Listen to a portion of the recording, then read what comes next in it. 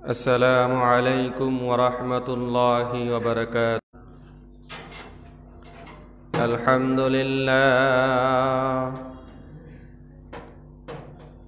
الحمد لله رب العالمين الذي علم الإنسان ما لم يعلم. الصلاة والسلام على رسوله الكريم مدينة العلم بابها الهجرة علي كرم الله وجهه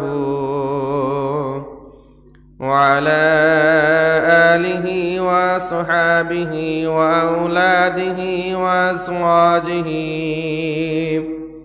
وذرياته وأهل بيته وأمته أجمعين برحمتك يا أرحم الراحمين.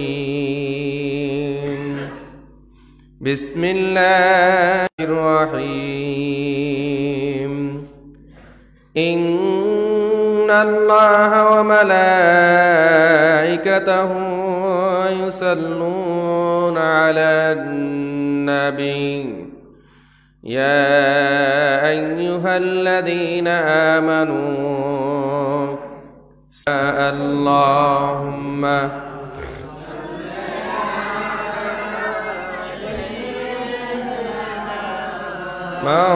مولانا محمد وعلى آل سيدنا محمد اللهم صل وعلى آل سيدنا مولانا محمد اللهم صل على سيدنا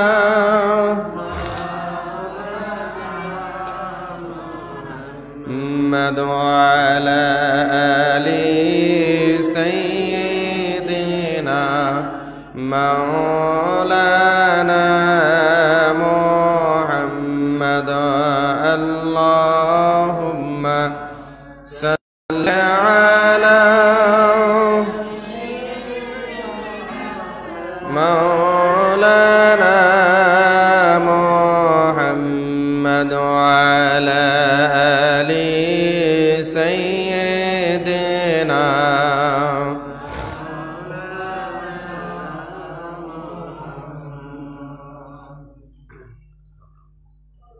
আল্লাহ তাআলা লাখ কোটি শুকরিয়া যে আল্লাহ আমাদের সকলকে শত ব্যস্ততার মাঝে বিভিন্ন সাংসারিক কাজ থেকে আল্লাহ তাআলা আমাদের সকলকে আল্লাহর ঘর এই পবিত্র জুমার দিনে আল্লাহর ঘরে এসে একত্রিত হওয়ার তৌফিক দান করেছেন। এজন্য আমরা সকলে বলি আলহামদুলিল্লাহ। লক্ষ্য করে দুরূদ সালাম পেশ করছি আল্লাহর সৃষ্টির প্রধান আকর্ষণ এই বিশ্বসভার সভাপতি সমস্ত নবী রাসূলদের মাতার তাজ শামসুল হিদায়াত নূরুল হিদায়াত সাইয়্যিদুল মুরসালিন রাহমাতাল লিল আলামিন হুজুর পাক সাল্লাল্লাহু আলাইহি ওয়াসাল্লামের উপর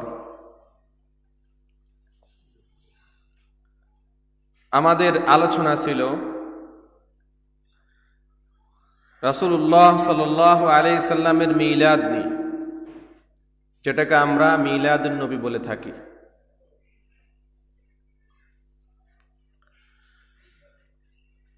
কেননা আল্লাহ তাআলা পবিত্র কোরআন মাজিদে ইরশাদ করেছেন যে ওমা আরসালনাকা ইল্লা রাহমাতাল লিল আলামিন,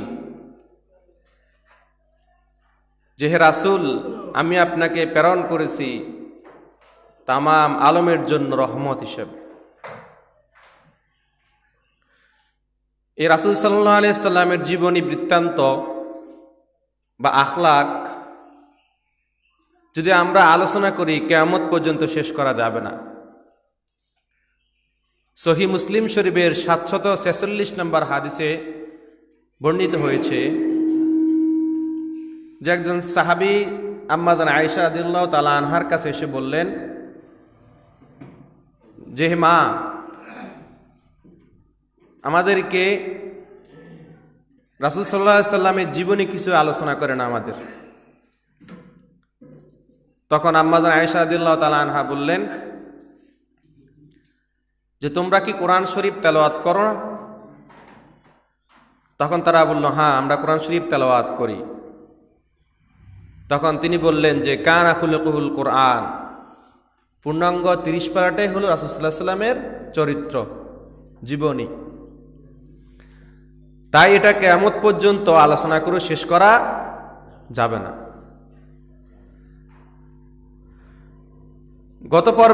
গত জুমাতে আমরা আলোচনা করেছিলাম রাসূল সাল্লাল্লাহু আলাইহি সাল্লামের একটি সময় দুধমা হালিমার কাছে ছিলেন।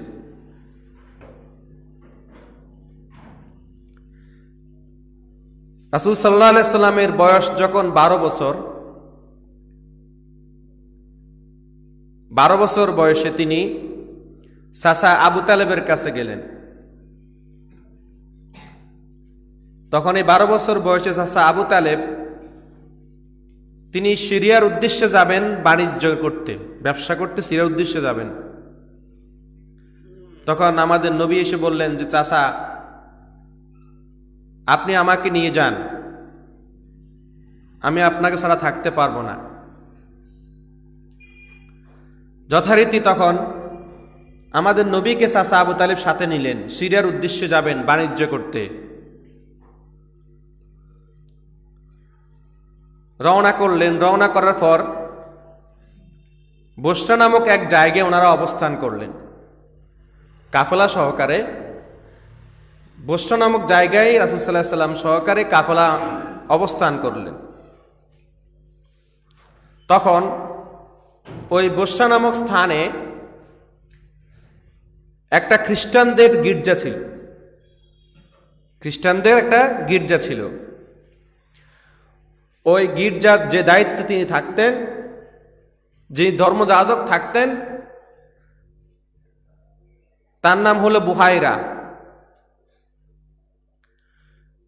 বড় দেখার বিষয় হলো যে যত কাফেলা এই গির্জার সামনে দিয়ে গেছে আজ পর্যন্ত, বুহাইরা লক্ষ্য করলেন যে একটা কাফেলাও এই গির্জার সামনে অবস্থান করে নাই। মানে মক্কা থেকে সিরিয়ার উদ্দেশ্যে যে সমস্ত কাফেলারা গিয়েছে এর আগে পূর্ববর্তীতে, ওই সমস্ত কোনো কাফেলায় এই তার গির্জার সামনে অবস্থান করে নাই। কিন্তু এই কাফেলা, এই রাসূল সাল্লাল্লাহু আলাইহি সাল্লাম যে কাফেলাতে আবু তালেব সহকারে, এই কাফেলাতে ও গির্জার সামনে অবস্থান করল। বুহাইরা গির্জা থেকে লক্ষ্য করতেছে যে এই যে কাফেলাটা আসতেছে, আসার পরে এই কাফেলার মাঝখানে, এই কাফেলার মধ্যখানে একটা বাচ্চা ছেলে ওই কাফেলার সাথে চলতেছে। তিনি লক্ষ্য করলেন, গির্জা থেকে লক্ষ্য করতেছেন যে ওই বাচ্চার মাথার উপর দিয়ে যখন রৌদ্র উঠে, ও রৌদ্রের সময় যেন বাচ্চার মাথার উপরে ছায়া আসে। বাচ্চা যেদিকে হাঁটে, যেভাবে হাঁটে, ওই আকাশের যে ছায়াটা, মেঘটা ওইভাবে সামনের দিকে হাঁটতে থাকে। বুহাইরা এই জিনিসটা দেখে তিনি আশ্চর্য হয়ে গেলেন যে কি, কারণটা কি। তখন তিনি এবার চিন্তা করলেন যে না, এই কাফেলাতে যেহেতু এই ব্যক্তি আছে, নিশ্চয়ই এই কাফেলাটা কোনো নিম্নশ্রেণী কাফেলা নয়, উচ্চ মর্যাদাপূর্ণ কাফেলা। এবার তিনি নিয়ত করলেন যে আমি এই কাফেলাকে একবেলা খাওয়াবো, খাওয়ার আয়োজন করলেন। দাওয়াত দিলেন যথারীতি, বললেন যে আপনারা আমার এখানে একবেলা খাবেন। তো ওনারা ওই কাফেলাটা আবু তালেব সহকারে, নবী সহকারে যে কাফেলাতে ছিলেন, ওই কাফেলা মানে দল, সিরিয়ার উদ্দেশ্যে যে দলটা বের হয়েছে বাণিজ্য করার জন্য, ওই দলটা ওই গির্জার সামনে একটা গাছ ছিল, গাছের সামনে তারা অবস্থান করলো। বহাইরা আরো লক্ষ্য করতেছেন যে এই ছেলে যখন কেউ বসে না এই গাছের নিচে, এই গাছটা যে গাছটার নিচে বিশাল গাছ, তো গাছের নিচে এবং গাছের শিকড় বরাবর গোড়াতে কেউ বসে নাই, একটা ছেলেই বসেছে। ওই ছেলেটা যখন ওখানে বসেছে, ওই যে গাছের যে ঢাল পাতা আছে, ডাল পাতাগুলা নোড়াইয়া আয়সা এইভাবে সামনে ঝুঁকে হয়ে রয়েছে। বুখারীরা তো দেখে এগুলো হতভম্ব, এটা কি? তিনি এবার চিন্তা করতে লাগলেন যে আমি যে আমার ইনজিলে যে শেষ নবী সম্পর্কে ধারণা পড়েছি, ইনজিলে কেননা আমাদের রাসূল যে শেষ নবী, এর আগে যত নবী রাসূলগণ এসেছেন, আদম আলাইহিস সালাম থেকে শুরু করে, আমাদের আদি পিতা আদম আলাইহিস সালাম থেকে শুরু করে ঈসা আলাইহিস সালাম পর্যন্ত 1,24,000 পয়গম্বর দুনিয়াতে এসেছেন। 1,24,000 পয়গম্বর তাহারা সবাই বলেছেন যে আমরা চলে যাব, আমরা চলে যাব, আমাদের পরে একজন আসবেন, আমাদের পরে একজন আসবেন, তার নাম মুহাম্মদ। আমরা চলে যাব, আমাদের পরে একজন আসবেন, আসতেছেন আসতেছেন আসতেছেন। সে কে আসবে? মুহাম্মদ সাল্লাল্লাহু আলাইহি সাল্লাম। সর্বশেষ ঈসা আলাইহিস সালাম বলে গেছেন যে মিন বাদি ইসমুহু আহমদ, আমিও চলে যাব, আমার পরে যিনি আসবেন তার নাম আহমদ। সরাসরি স্পষ্ট কোরআন শরীফে রয়ে গেছে, মিন বাদি ইসমু আহমদ, আমার পরে যিনি আসবেন তার নাম হলো কি? আহমদ। যেহেতু আমাদের নবী সম্পর্কে আল্লাহ তাআলা পবিত্র কোরআন মাজিদে ইরশাদ করেছেন যে ওয়ারাফা'না লাকা যিকরাক, যা হাবিব আমি আপনার শান মানকে এতই বুলন্দ করেছি, এতই বুলন্দ করেছি, আমি আল্লাহর শান মান যেখানে আলোচনা করা হবে সেখানে আমার সাথে আপনি হাবিবেরও শান মান আলোচনা করা হবে। কোথাও বাদ আছে? যেখানে আল্লাহর নাম সেখানে কি? বিশ্বাস হয় না আপনাদের? আমাদের ইমানি যে কালমাটা পড়ে, আমরা যে বাক্যটা পড়ে ইমান এনেছি, সেখানেই তো আল্লাহর সাথে রাসূলের নাম, লা ইলাহা ইল্লাল্লাহু মুহাম্মাদুর রাসূলুল্লাহ সাল্লাল্লাহু আলাইহি সাল্লাম। সৃষ্টির শুরু থেকে আজ পর্যন্ত যেখানে যান সেইখানে রাসূলের সাথে, আল্লাহর সাথে রাসূলের নাম আছে। সৃষ্টির শুরু থেকে বললাম, আপনারা তো প্রশ্ন করতে পারেন যে সৃষ্টির শুরু থেকে কিভাবে হলো। এবার আসেন, দলিল দরকার আছে কিনা? সৃষ্টির শুরুতে যে রাসূল সাল্লাল্লাহু আলাইহি সাল্লাম যে এখনো দুনিয়াতে আসেন নাই, রাসূল সাল্লাল্লাহু আলাইহি সাল্লাম দুনিয়াতে আসার পূর্বে যে ওনার নামটা যে আল্লাহর সাথে একসাথে ছিল, এটা যে আমরা বলি, এটার প্রমাণ দরকার আছে না? আসেন, খাসায়েসুল কুবরা 2 খণ্ডের একটা কিতাব, কিতাবটার নাম হলো কি? খাসায়েসুল কুবরা। কিতাবটা আমার কাছে মওজুদ আছে। লিখেছেন কে? জালালউদ্দিন সুয়ুতী রহমাতুল্লাহ আলাইহি। জালালউদ্দিন সুয়ুতী রহমাতুল্লাহ তাফসিরে জালালাইন, এখানে আলেমরা আছেন, ছাত্ররা আছেন, মাদ্রাসা ছাত্ররা আছেন, ওনারা ভালো করে বুঝবেন। তাফসিরে জালালাইন যে তাফসিরটা প্রসিদ্ধ তাফসির, তাফসিরে জালালাইনের লেখক হলেন ইমাম জালালউদ্দিন সুয়ুতী রহমাতুল্লাহ আলাইহি। এই জালালউদ্দিন সুয়ুতী রহমাতুল্লাহ আলাইহি তিনি কেমন মুহাদ্দিস? তিনি বলতেছেন যে আমি জালালউদ্দিন সুয়ুতীর এই সিনায় 2 লক্ষ হাদিস সনদ সহকারে মুখস্থ আছে। কত লক্ষ? কথা একটু বলেন না, কত লক্ষ? 2 লক্ষ হাদিস কি সোজা মজা কথা? আমি আর আপনি এখন তো একটা হাদিস মুখস্থ করতে পারি না, পারি? অথচ এই জালালউদ্দিন সুয়ুতী রহমাতুল্লাহ আলাইহি বললেন যে আমার সিনায় 2 লক্ষ হাদিস সনদ সহকারে। সনদ কাকে বলে? সনদ হলো রাসূল সাল্লাল্লাহু আলাইহি সাল্লাম যে কথাটা বলেছেন, এই কথাটা ওনার পর থেকে কার কার কাছ থেকে, যেমন রাসূল সাল্লাল্লাহু আলাইহি সাল্লামের মুখ থেকে শুনেছেন আবু বকর, আবু বকর থেকে উমর, উমর থেকে ওসমান, ওসমান থেকে আলী, এইভাবে যে কথাটা ধারাবাহিকতায় কথা চলে আসছে, কথা ধারাবাহিকতা যেটাকে চলে আসছে এটাকে বলা হয় কি সনদ। আন আন আন, এইভাবেই সনদের ব্যাপারেই আলেম সমাজ আছে, যারা ছাত্র আছে, যারা বুঝবে, মাদ্রাসা ছাত্ররা। তিনি বললেন যে সনদ সহকারে আমার 2 লক্ষ হাদিস মুখস্থ ছিল। এরপর তিনি কি বলতেছেন? তিনি বলতেছেন যে লাউ ওয়াজাদতু আকসারা মিনহু লাহাফিজতুহু, লাউ ওয়াজাদতু আকসারা মিনহু লাহাফিজতুহু, যে আমি জালালউদ্দিন সুয়ুতী যদি এই 2 লক্ষ মুখস্থ হাদিসের পরও যদি আরো একটা হাদিস পেতাম, ওই হাদিসটাও আমি মুখস্থ করে নিতাম। তিনি লিখেছেন কিতাব খাসাইসুল কুবরা প্রথম খণ্ড, খাসাইসুল কুবরা প্রথম খণ্ড। আদম আলাইহিস সালামের যখন ভুল হয়ে গেল, ভুল করা না, ভুল হয়ে যাওয়া, আমরা তো সকলে জানি গন্ধম ফল খেয়েছেন, বেহেশতে খেয়েছেন না? আম্মা মা হাওয়া আলাইহিস সালামকে নিয়ে, হাওয়া না হাওয়া,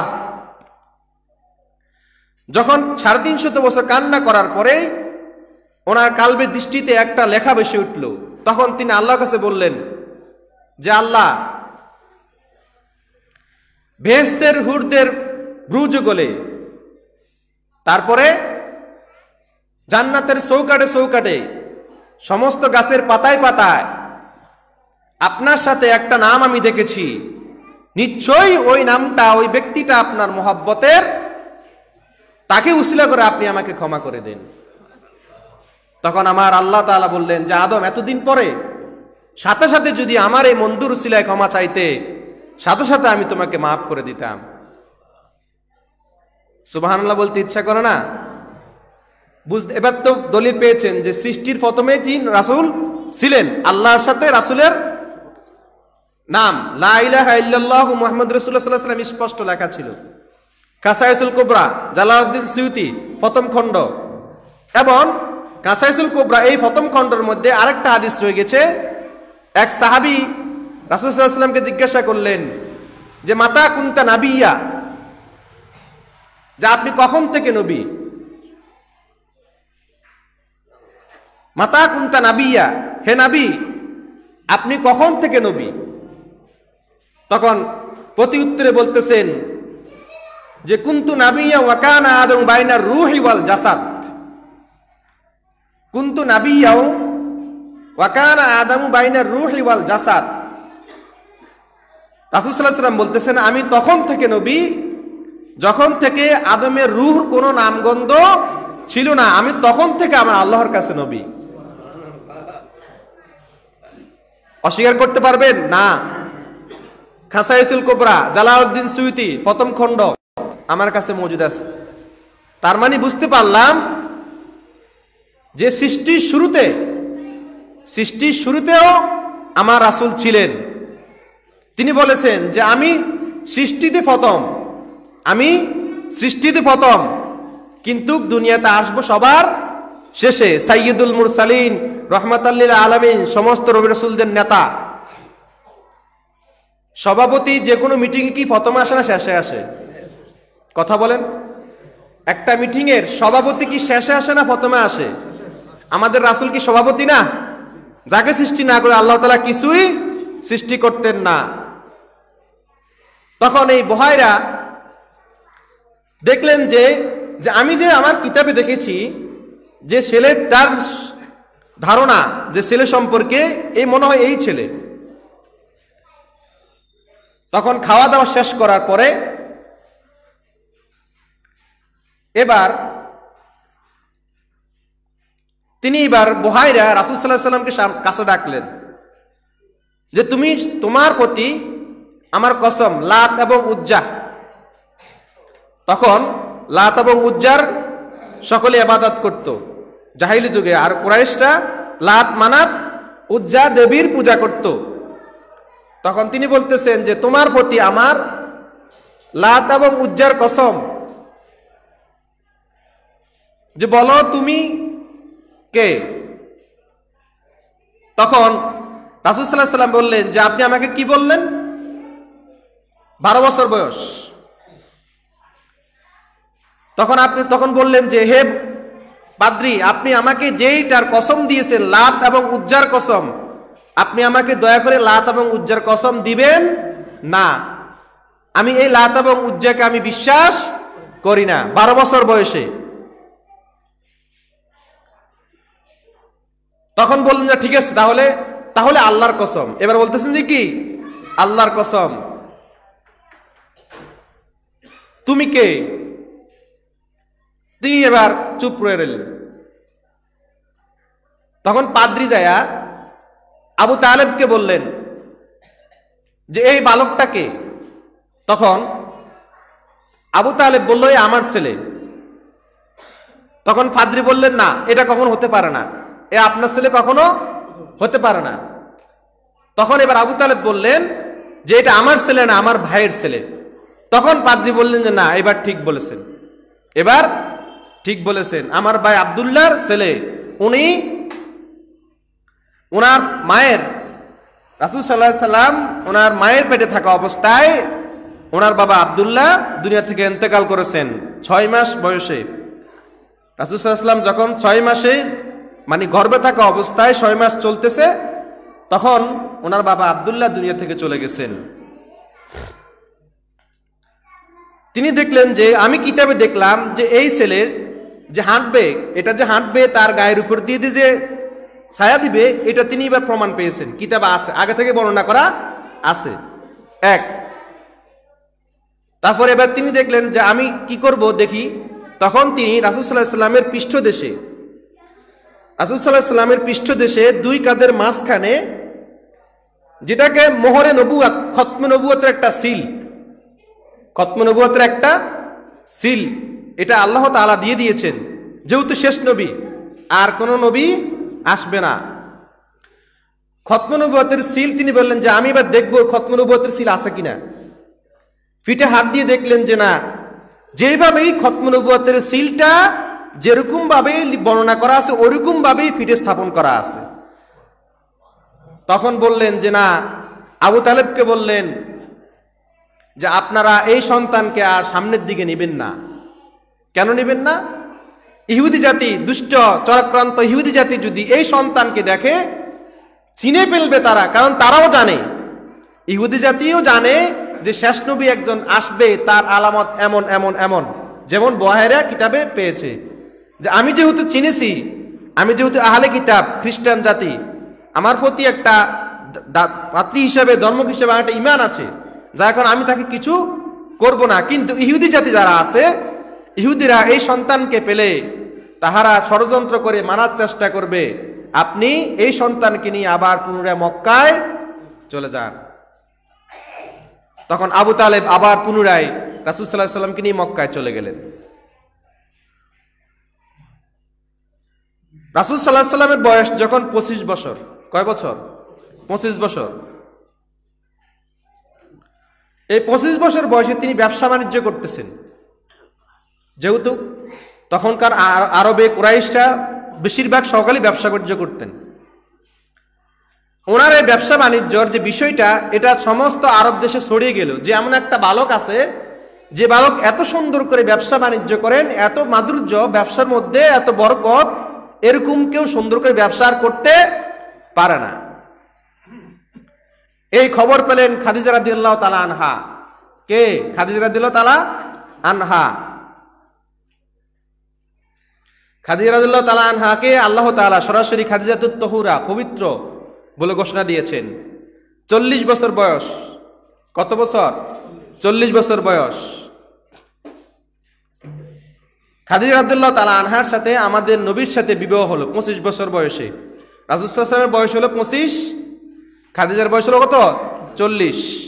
এর আগে খাদিজা রাদিয়াল্লাহু তাআলা আনহার এর আগে আরো 2 বিয়ে হয়েছিল। খাদিজা রাদিয়াল্লাহু তাআলা আনহার এইভাবে এর আগে এই রাসূল সাল্লাল্লাহু আলাইহি ওয়াসাল্লাম হলেন তৃতীয় স্বামী, তার আগে আরো 2 স্বামী। ওনার আগে কিতাব স্পষ্ট এসেছে যে ওনার 2 স্বামী মারা গেছেন। খাদিজা রাদিয়াল্লাহু তাআলা আনহার 2 স্বামী কি মারা গেছেন। এখন কেউ যদি বলে, আমি যদি বলি বা কেউ যদি বলে, সাধারণ কেউ যদি বলে যে খাদিজা রাদিয়াল্লাহু তাআলা আনহা তালাক খেয়েছেন, এটা কি কখনো মেনে নেওয়া যাবে না? অথচ স্পষ্ট জীবনীতে হাদিসে স্পষ্ট রয়ে গেছে আম্মা খাদিজা রাদিয়াল্লাহু তাআলা আনহা কখনো তালাক খান নাই। তিনি আগের দুই স্বামী ওনার মারা গেছেন। প্রথম স্বামী মারা যাওয়ার পরে দ্বিতীয় স্বামীর কাছে বিবাহ বসলেন, দ্বিতীয় স্বামী মারা যাওয়ার পরে তৃতীয় স্বামী হলেন আমাদের নবী। তার মানে সহিশুদ্ধ রাওয়ায়াত হলো এইটা। আর এখন কেউ যদি বলে যে তালাক খাওয়া নারী তালাক খেয়েছেন, এটা কখনো মেনে নেওয়া যাবে না। কারণ খাদিজা রাদিয়াল্লাহু তাআলা আনহা আমাদের মা, আন-নাবিয়্যু আউলা বিল মুমিনিনা মিন আনফুসিহিম ওয়া আজওয়াজুহুম উম্মাহাতুকুম, যে আমাদের নবী মুমিনদের জন্য, মুমিনদের কাছে তাদের জানের চেয়েও প্রিয়। স্পষ্ট কোরআন, আন-নাবিয়্যু আউলা বিল মুমিনিনা মিন আনফুসিহিম ওয়া আজওয়াজুহু উম্মাহাতুহুম, যে মুমিনদের নিকট আমার নবী হলেন তাদের জানের চেয়েও প্রিয়, আর নবীর স্ত্রীগণ তোমাদের মুমিনদের আম্মা। নবীদের স্ত্রীগণ কি? মুমিনদের আম্মা। এখন কেউ যদি, আমি হোক বা যে কেউ হোক যদি মায়ের শানে বেয়াদবি করে, খাদিজার শানে রাদিয়াল্লাহু তাআলা আনহার সাথে যদি মিথ্যা কথা রটায় দেয়, কেউ যদি বলে যে পৌড়া নারী, তালাক খাওয়া নারী, এটা বেয়াদবি হবে না? খাদিজা রাদিয়াল্লাহু তাআলা আনহার সাথে বেয়াদবি করা মানে কার সাথে বেয়াদবি করা? কথা মনে হয় বুঝেন না আপনারা। আম্মাজান খাদিজা রাদিয়াল্লাহু তাআলা আনহার সাথে কেউ যদি মিথ্যা কথা বলে, এখন এই যে মিথ্যাটা, এটা বেয়াদবি না? সম্মান নিয়ে অবমাননা করা হলো না? এখন এই আঘাতটা কার শানে, কার গায়ে লাগবে? রাসূলের গায়ে লাগবে না? তো যে রাসূলের শানে বেয়াদবি করবে, রাসূলের শানে যে বেয়াদবি করবে, তার কি ঈমান থাকবে? যিনি আমার ঈমান নবীর শানে বেয়াদবি করলে কখনো ঈমান থাকবে না। আমাদের আহলে সুন্নাত ওয়াল জামাতের আকীদা এটাই। খাদিজা রাদিয়াল্লাহু তাআলা আনহা যখন দেখলেন যে এই যুবক ব্যবসা করতেছে, এই ব্যবসার বরকত অনেক বেশি, তখন তিনি এবার তার গোলাম মাইসারাকে বললেন, তুমি যাও বালক মুহাম্মদকে বলো আমার কাছে যেন আসে বিয়ের আগে। তখন মাইসারা গিয়ে রাসূল সাল্লাল্লাহু আলাইহি ওয়াসাল্লামকে বললেন যে আপনাকে খাদিজা আহ্বান করেছেন, প্রস্তাব দিয়েছেন যে কি আপনি যেন ওনার পক্ষ থেকে ওনার হয়ে আপনি ব্যবসা করেন। খাদিজা রাদিয়াল্লাহু তাআলা আনহা প্রস্তাব পাঠিয়েছেন নবীর কাছে মাইসারার পক্ষ থেকে। মাইসারাকে দিয়ে গোলামকে বললেন যে যাও মুহাম্মদকে বলো সাল্লাল্লাহু আলাইহি ওয়াসাল্লাম যে উনি যেন আমার পক্ষ থেকে বিয়ের আগে আমার পক্ষ থেকে যেন ব্যবসা করে, শিরের উদ্দেশ্যে যাবে, আমি ওনাকে অনেক বড় উপঢৌকন দেব। 17 সময় কম, রাজি হয়ে গেলেন। রাসূল সাল্লাল্লাহু আলাইহি ওয়াসাল্লাম রাজি হয়ে গেলেন, সাথে মাইসারাকে দিয়ে দিলেন, শিরের উদ্দেশ্যে যাবেন। শিরের উদ্দেশ্যে যাওয়ার পথে মাইসারা দুটো জিনিস লক্ষ্য করলেন। দুইটা জিনিস কি? যে একটা হলো, যখন রাসূল সাল্লাল্লাহু আলাইহি ওয়াসাল্লাম পথ দিয়ে হাঁটতেছেন, আগে তো বুহাইরা দেখলেন যে আকাশের মেঘ ছায়া দিচ্ছে, এখন মাইসারা দেখতেছে যে রাসূল সাল্লাল্লাহু আলাইহি ওয়াসাল্লাম যে পথ দিয়ে হাঁটতেছেন, যখন রৌদ্র উঠে দুইজন ফেরেশতা এসে ওনাকে ছায়া দেয়। ওনার পথের মধ্যে দুইজন ফেরেশতা এসে কি ওনাকে কি ছায়া দিচ্ছেন, নবীর যাতে কষ্ট না হয়। আমাদের নবী 40 বছর বয়সে নবুয়তের দায়িত্ব পেয়েছেন, কিন্তু এর আগেও তিনি নবী ছিলেন না। আমি হাদিস দিয়ে প্রমাণ করেছি কাসাইসুল কুবরা থেকে।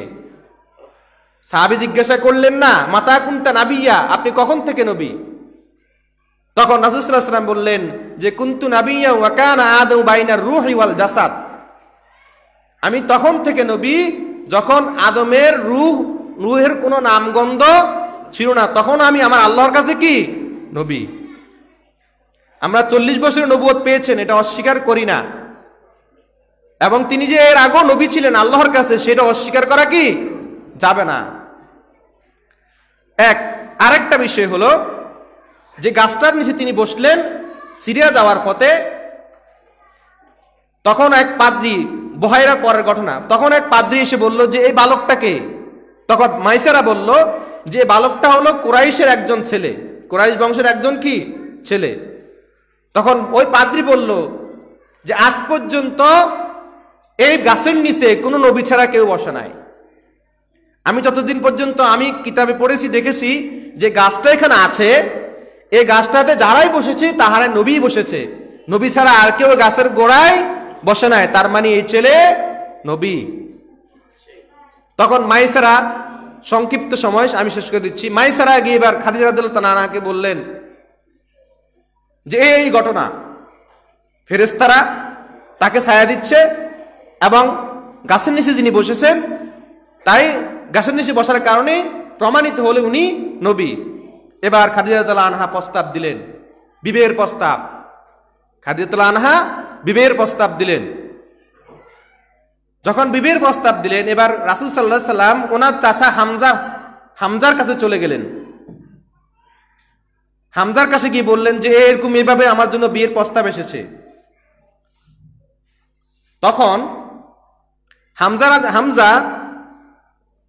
খাদিজা রাদিয়াল্লাহু তাআলা আনহার পিতা খুয়াইলিদের কাছে চলে গেলেন যে এরকম অবস্থা, আপনার মেয়ে বিয়ের প্রস্তাব দিয়েছে।